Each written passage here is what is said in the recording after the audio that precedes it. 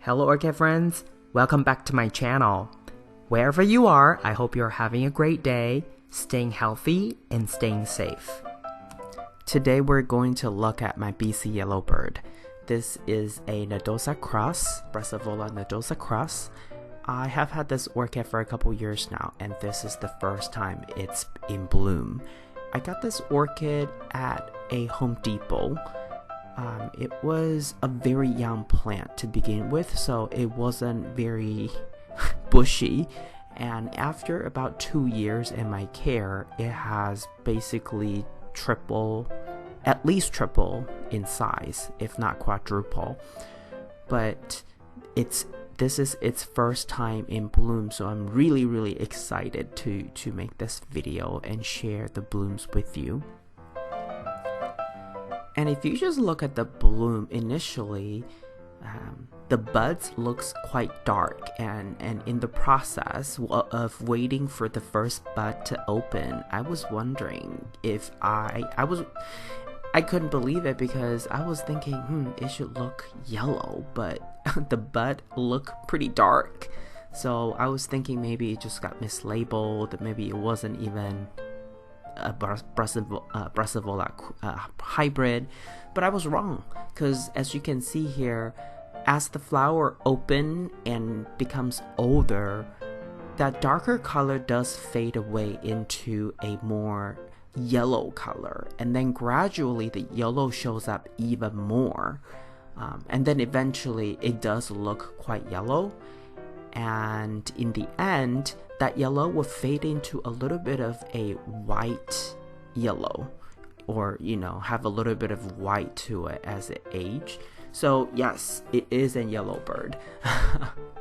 And what I love about Nodosa crosses or hybrids is that it always somehow carries that dots, that the genes that would give the flower some patterns on the lip. There's always a little bit of polka dots or just dots here and there, the freckles, whatever you want to call it.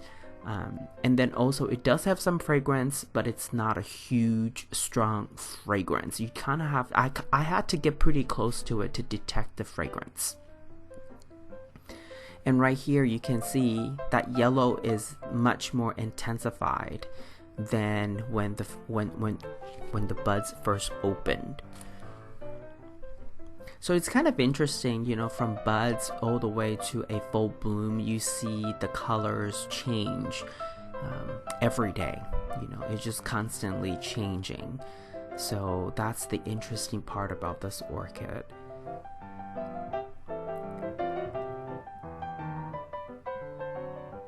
So Nodosa is a very, I would say, relatively common but also popular orchid.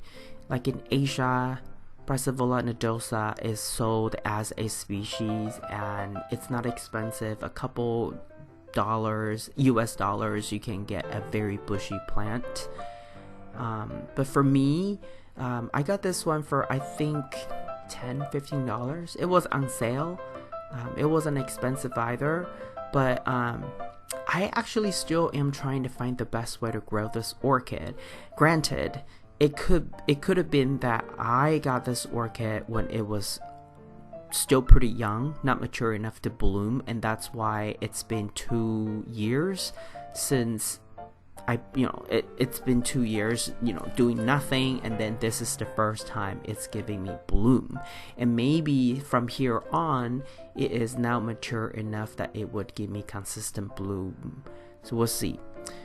But I have seen many other people's Nodosa crosses, yellowbirds, doing exceptionally well, giving out multiple spikes and a lot more flowers. So I'm just wondering, maybe there's something I can do to improve it. For those of you who have Nodosa or this particular cross yellowbird, do you give your orchid more fertilizer or more light? Where does it like to be? Is it south facing window or east facing window? It would be great if you can share your experience with me or with all of us, because for this one I'm still trying to figure out, because a lot of the awesome photos of Nodosa crosses or Nodosas that I have seen, they're all grown outside. So I'm not sure if this orchid is really meant for outside so that they grow better. So, you know, I'm still trying to figure out the best way to grow this orchid. Currently, I have this orchid in inorganic media. It's a mixture of pebbles that I use. The smaller pebble is called the manto clay, and the bigger pebble is hydrocorn, and the ratio roughly about 1:1, and it's currently in a 16-ounce cup with drainage holes at the bottom. I do think that eventually I'll have to up-pot this orchid because I already see some signs of new growths growing over or growing outside of the container, and then it's gonna be climbing higher and higher. So I want to reposition this orchid, number one, and number two is to make sure that the new roots and the new growths are positioned deeper into the container so that this orchid can continue to grow roots and be able to absorb water and nutrients properly.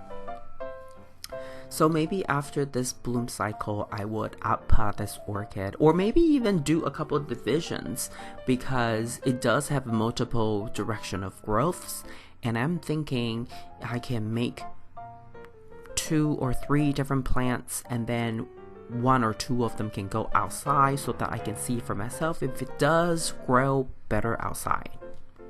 I mean, for the most part, orchids, you know, probably do better outside if there is no pest issue, but we all know outside it's just that much harder to control.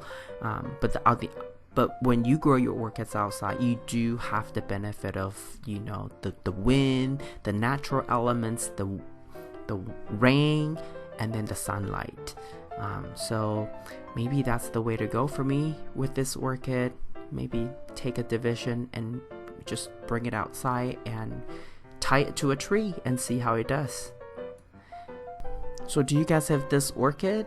Do you like yours? How do you grow yours? And do you guys care for this yellow color? I do like the patterns or the dots on the lip, but the yellow, not my favorite, because if it's yellow, I really like it to be really, really yellow and not this pale yellow. But I'm not complaining because it's already giving me bloom, so I hope it does better so I can make more videos and share this orchid's bloom with you.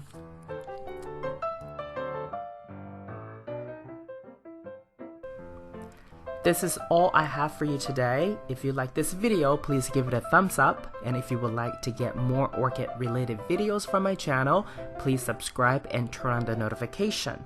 I want to wish you happy growing, and I will talk to you in my next video. Ciao!